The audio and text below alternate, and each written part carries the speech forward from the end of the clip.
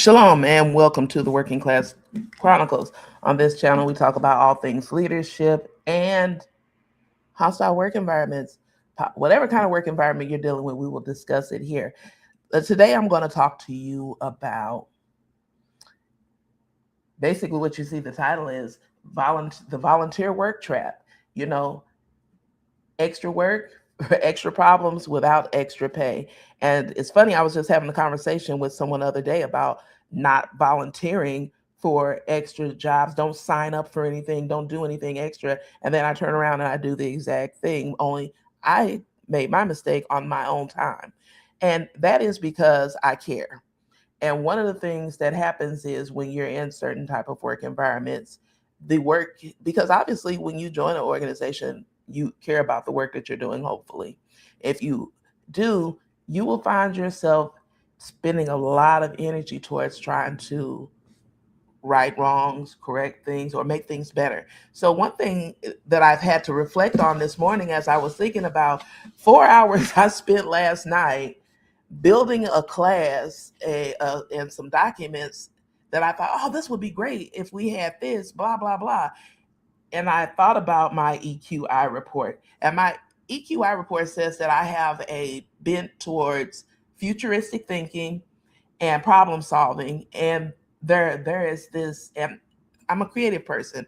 Obviously, I'm a content creator. This is my channel. And so whenever I go somewhere, I just see how, if we did this, it could be better. One of the things that I did for one organization was I created a newsletter. I love creating things. And I will tell you, mistake, only to have something that I voluntarily did weaponized against me later in a review. So no good deed goes unpunished. And the way that it was weaponized was a way that was so ridiculous that it just really made me realize you are wasting your time that can be spent doing something for you. And so with my content fell off. I had like 3 years of blank space where I just felt like I had writer's block until I went to Focus St. Louis and I started talking to all these other women and I had an amazing experience. And it just made me realize when I was in one of my sessions complaining and the one looked at me and said, "You have a voice?" And I was like, "I do." And I don't know. Sometimes I think you get stuck and you forget these things. But I'm like, I do. And I need to be working on my own stuff instead of it spending so much energy because that's creating too, right? When you feed into negativity, if you feed into a toxic space, if you spend energy doing that, you're building something. And I had to think about, counting the costs, you know, and when I looking through that Maxwell series as we're doing on the Hebrew Woman channel, I realized that the price was too high, and so that I have to shift. And I like to chronicle this in real time. The Bible tells us we have a mandate to be apt to teach and to cry aloud and spare not. And so for me, when I make mistakes in real time like this, I'm going to share it because don't fall into the same trap. I literally cost myself 4 hours of time. I was supposed to be on here doing content with you all. We were supposed to be listening to the Influences Your Superpower book, but instead, I'm on there creating documents and checklists and sheets that I think would be beneficial. And I'm like, why are you doing that? Now, some of it I can say I can chalk it up as not being totally irrelevant because it's something that I can use for myself.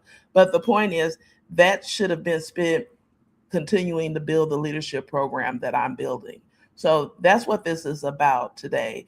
The cost of opportunity. Those weren't just 4 hours. I stole 4 hours from myself when I should have been over here building my pillars. I added a fifth pillar. I should have been over here working on that or doing something for me instead of investing energy into something and into areas that don't appreciate my work.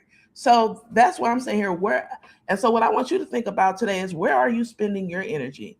Are you spending your energy on things that don't benefit you or anybody else because you're using the energy in the wrong place? So that's what I wanted to share this morning.